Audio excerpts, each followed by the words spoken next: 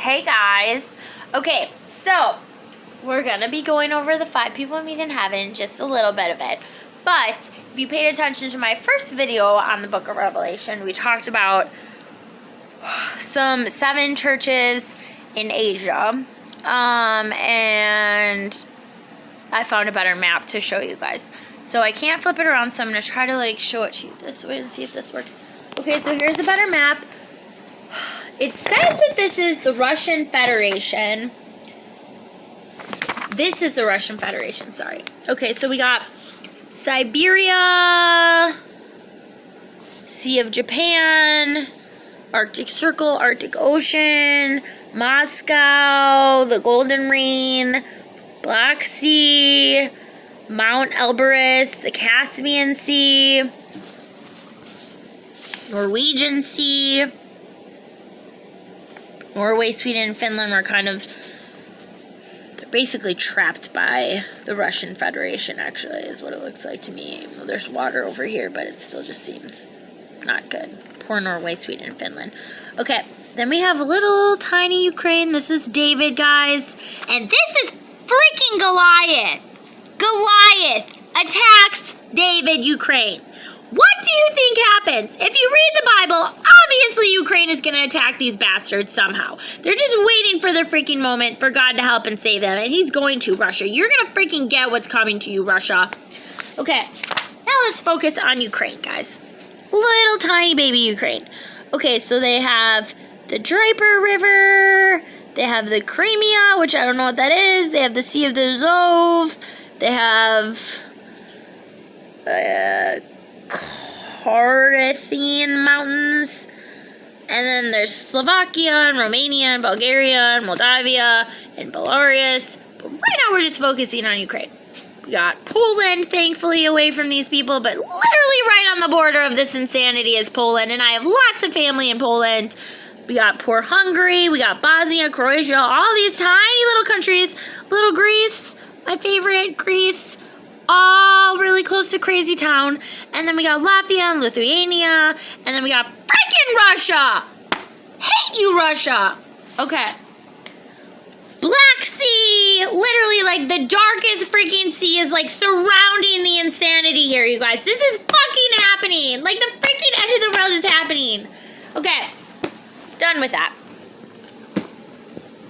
Let's talk about the 5 people you meet in heaven. Because we want to hear the gospel tonight, because we got a lot of law. Okay, so here is what I was told to read you. Alright. All endings are also beginnings. We just don't know it at the time. From the author of the #1 New York Times bestseller, Tuesdays with Morrie, comes this long-awaited follow-up. An enchanting, beautifully crafted novel that explores a mystery only heaven can unfold. Eddie is a grizzled war veteran who feels trapped in a meaningless life of fixing rides at a seaside amusement park.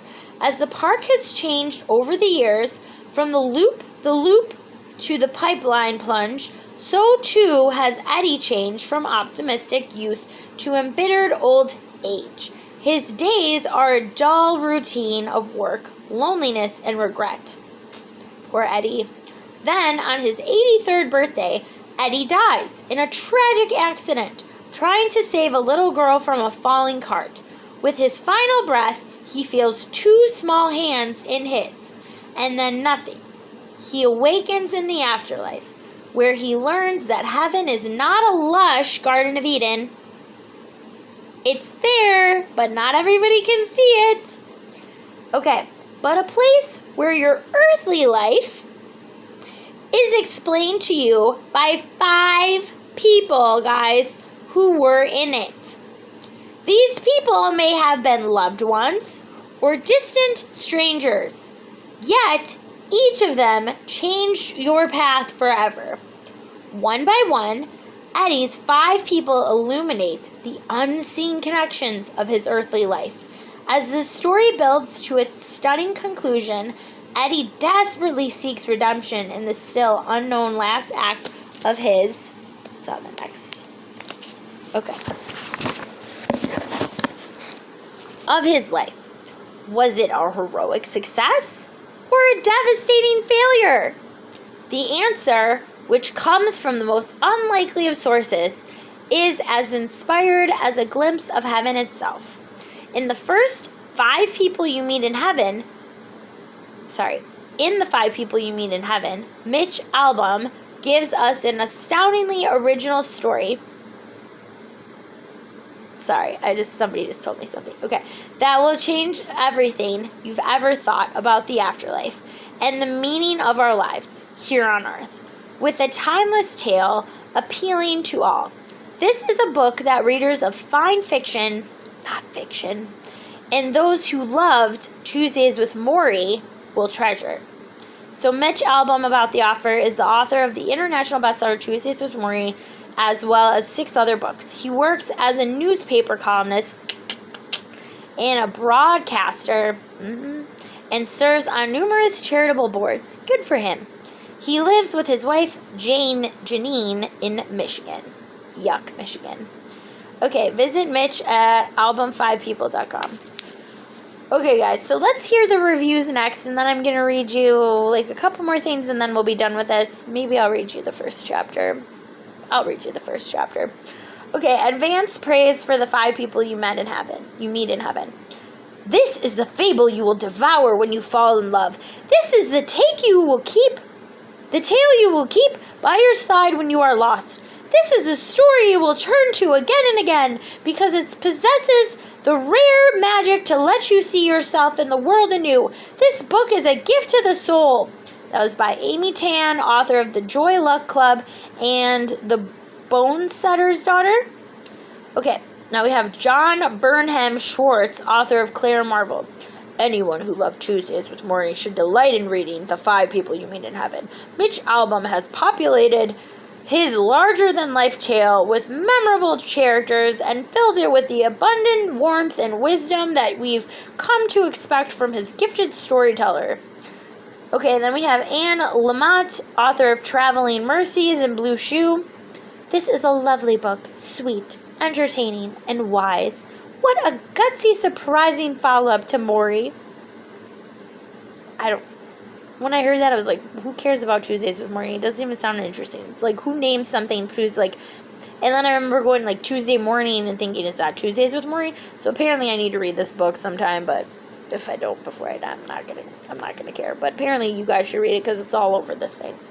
Okay, then James McBride, author of The Color of Water and Miracle at St. Anna, says, deep, profound, superbly imaginative, written with the quiet eloquence of a storyteller who dares to leap into the most magical of places. This poetic book is full of lessons and hope. Then we have Harold S. Kushner, author of When Bad Things Happen to Good People. A moving flight of fantasy come to teach us that heaven is where we finally learn what our life was about. Then we have Frank McCourt, author of Angela's Ashes and Tiss. Who names the book Tiss? Okay, Frank, how do you sound? In The 5 People You Meet in Heaven, Mitch Albom lifts us to a new level. You'll find here echoes of the classics. The Odyssey. It's a good book, guys. Good book. Read it in college, for one. And that puts Albom's book in the best of company. Okay, guys. So tired. We're gonna read this. We're gonna bang this shit out tonight. Okay. This book is dedicated to Edward Bitchman, my beloved uncle, who gave me my first concept of heaven. Every year around Thanksgiving table, he spoke of a night in the hospital when he awoke to see the souls of his departed loved ones sitting on the edge of the bed waiting for him. I never forgot that story, and I never forgot him. Everyone has an idea of heaven, as do most religions, and they should all be respected. The version represented here is only a guess. I think they're lying. A wish, in some ways, that my uncle and others like him, people who felt unimportant here on earth, realize, finally, how much they mattered and how they were loved. It's beautiful, guys. That really is beautiful. Okay, let's read chapter 1. Let's first find out how long it is. 1, 2, 3, 4, 5, 6, 7, 8, 9, 10, 11. Holy crap. 12, 13, 14, 15, 16, 17, 18, 19. It's like 20 pages. Let's break this up. 1, 2, 3, 5. So tired. 6, 7.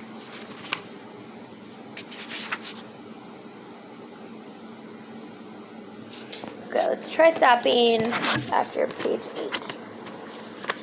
Okay.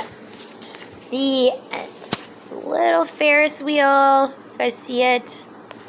Watch the movie if you don't want to read the book. It's really good, but this is so I've watched the movie. I have not read the book, but I got it from somebody. I don't even remember who gave this to me. Do I have, like, an inscription? Usually, like, I write in the books that people give me, so I know, unless they write it in there. A lot of people just write their own notes in there, but this person did not. I don't know who gave this to me. It didn't bother me. Jimmy Updike, did you give this book? Okay. This is a story about a man named Eddie, and it begins at the end. With Eddie dying in the sun. Sun is important, guys. So is the moon. So are the stars. It might seem strange to start a story with an ending, but all endings are also beginnings. We just don't know it at the time. The last hour of Eddie's life was spent, like most of the others, at Ruby Pier, an amusement park by a great gray ocean.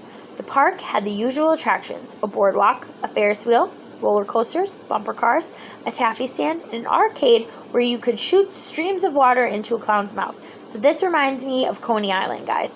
It also had a big new ride called Freddy's Free Fall, and this would be where Eddie would be killed in an accident that would make newspapers around the state. Guys, my death is going to be fucking well broadcasted by myself and my crew. Okay. And it's going to be in Ukraine. Sure, in World War fucking 3, guys. So fucking cool. Okay, at the time of his death, Eddie was a squat, white-haired old man with a short neck, a barrel chest, thick forearms, and a faded army tattoo on his right shoulder. His legs were thin and vain now, and his left knee, wounded in the war, was ruined by arthritis. Excuse me.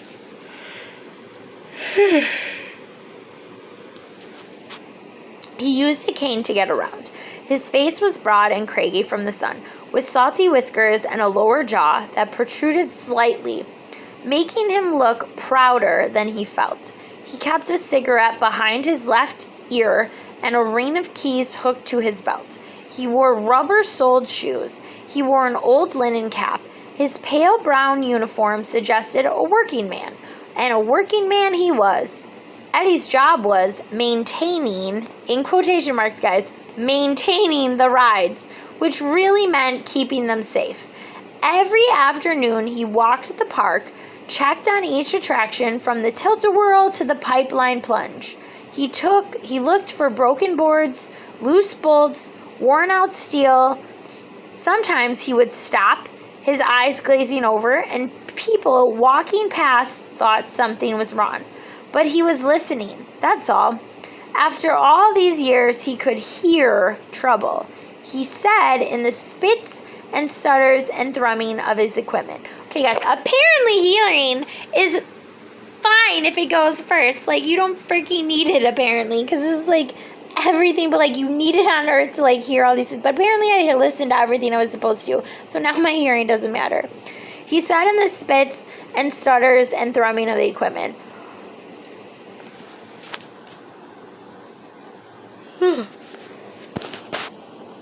Where am I? With 50 minutes left on Earth, Eddie took his last walk along Ruby Pier. He passed an elderly couple. "Folks," he mumbled, touching his cap. They nodded politely. Customers knew Eddie. At least the regular ones did. They saw him summer after summer. One of those faces you associate with a place. His work shirt had a patch on the chest that read Eddie above the word maintenance. And sometimes they would say, "Hiya, Eddie Maintenance," although he never thought that was funny. Today, it so happened, was Eddie's birthday, his 83rd. A doctor last week had told him he had shingles. Shingles? Eddie didn't even know what they were. Once he had been strong enough to lift a carousel horse in each arm. That was a long time ago. Oh my gosh, I'm so tired, you guys. I don't think I'm going to make it 8 pages. Okay, this is a good stopping point. I'm just going to stop here. I've read a lot today, guys. My throat's tired. I'm tired. Okay, so we're going to pick it up tomorrow with Eddie. Take me, Eddie. Take me. Okay, night.